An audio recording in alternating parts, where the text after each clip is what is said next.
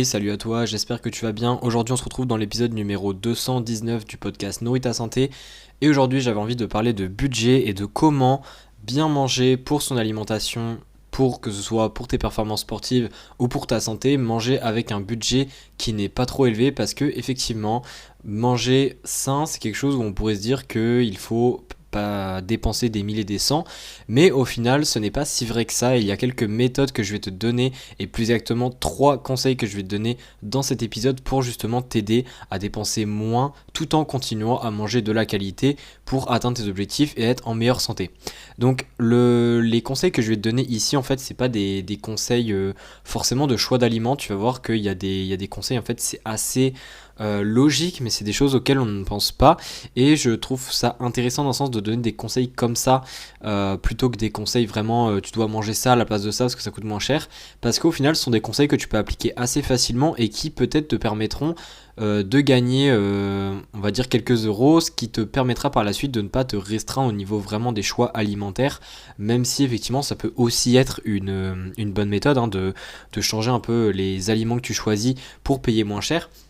Mais parfois ça peut mener à un petit peu plus de frustration en quelque sorte. Donc là les 3 conseils que je vais te donner ça va pas être totalement lié à ça. Et le premier conseil pour justement limiter le budget au niveau de l'alimentation, c'est de planifier tes repas de la semaine et si possible de faire des meal prep. Alors il y a plusieurs raisons. Déjà pourquoi est-ce que planifier ses repas en avance, c'est-à-dire en gros quand je dis planifier c'est savoir qu'est-ce que tu vas manger la semaine d'après. Imaginons tu arrives le week-end et tu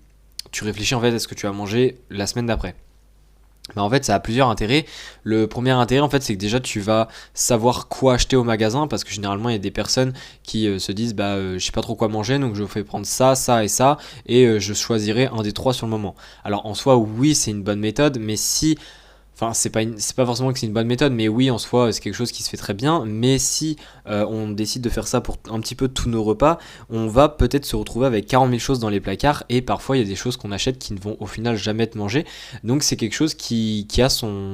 compte au final à long terme. Et ça, on va éviter de le faire. Donc déjà c'est de savoir ce que tu vas manger la semaine d'après pour justement avoir une liste bien définie lorsque tu vas aux courses et donc acheter vraiment les aliments dont tu as besoin, parce que évidemment l'intérêt quand tu veux mettre un certain budget dans l'alimentation c'est que ce que tu achètes tu vas le manger et pas que ça reste dans les placards à rien faire.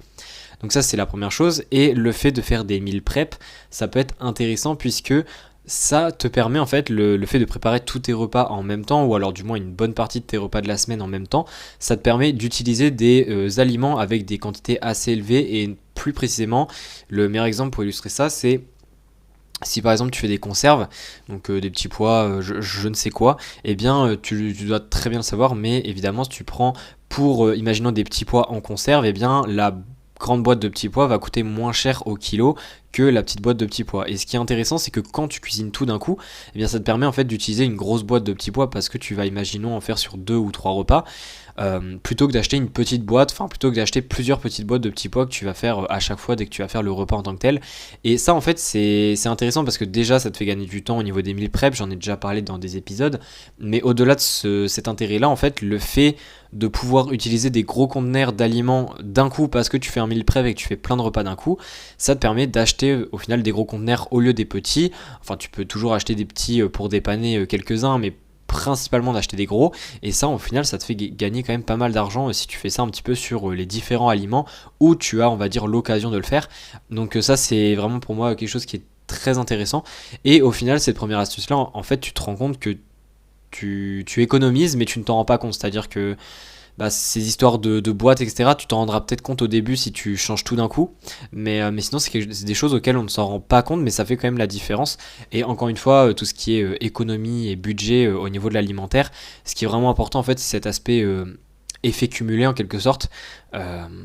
C'est des petits changements, en fait, qui font la différence quand ça s'accumule.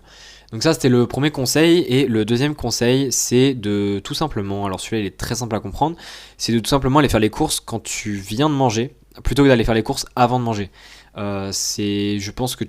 si tu réfléchis, enfin peut-être que tu n'as jamais fait attention, mais si tu réfléchis là maintenant à ça, tu dois sûrement te dire et comprendre que effectivement, imaginons une fois tu étais allé au magasin avant de prendre ton repas du midi, imaginons, et une fois tu y étais allé après. Et en fait, tu te rends compte que c'est pas du tout pareil, euh,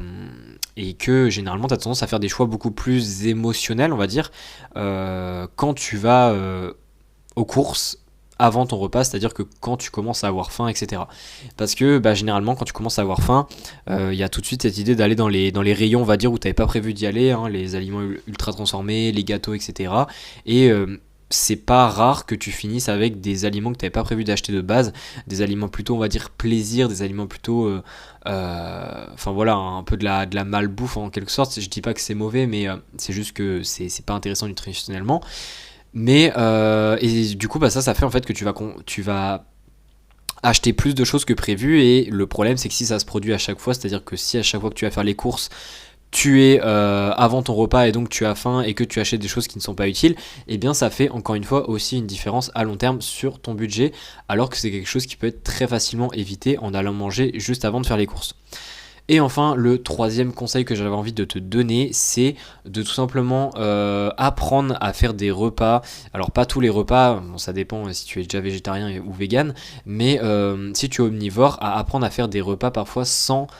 poisson ou sans viande, ou alors dans un premier temps à les diminuer, enfin c'est toi qui vois. Mais c'est vrai que c'est intéressant déjà de comprendre ça pour l'aspect environnemental, etc. Mais même au niveau de l'aspect budgétaire, c'est vrai que la viande et le poisson, ça coûte très cher au final, et que apprendre à remplacer dans certains repas, pas dans tous les repas, parce que c'est un gros sujet, mais c'est différent, mais à remplacer dans certains de tes repas la viande ou le poisson par exemple des sources végétales, donc des légumineuses, des céréales complètes, etc. C'est intéressant, mais évidemment pour ça il faut aussi que tu comprennes un petit peu quels aliments végétaux ont beaucoup de protéines, parce que ça, beaucoup de personnes qui mangent de la viande et du poisson ne le savent pas. Ça, tu peux aller t'informer très facilement, mais généralement les légumineuses comme les lentilles, les haricots rouges, etc. et aussi certaines céréales ont pas mal de protéines, et en les associant ça peut te donner des protéines complètes, c'est-à-dire que tu apportes tout ce qu'il faut à ton organisme. Donc ça c'est quelques petites choses qu'il faut apprendre, on va dire, mais ça peut effectivement, si par exemple tu décides un repas sur deux ou je ne sais quoi, de ne pas mettre de viande ou de poisson, parce qu'il y a des personnes qui ne le font pas, qui en mangent à tous les repas, et bien ça peut aussi t'aider au niveau du budget, et ça ne change pas vraiment en fait enfin ça ne fait pas vraiment d'effet sur ta santé, hein, ça peut même être très intéressant. Donc ça c'est aussi quelque chose à prendre en compte, et je pense que ça a beaucoup d'intérêt et pas que budgétaire. Donc voilà un petit peu pour le troisième conseil. Alors je pense que je pourrais faire une deuxième partie sur ce sujet là, donc si ça t'intéresse n'hésite pas à me le faire savoir. Peut-être une partie un petit peu plus cette fois-ci sur vraiment les choix des aliments, c'est-à-dire tel aliment au lieu de celui-là parce que c'est similaire mais il y en a un qui est plus cher, etc. Voilà,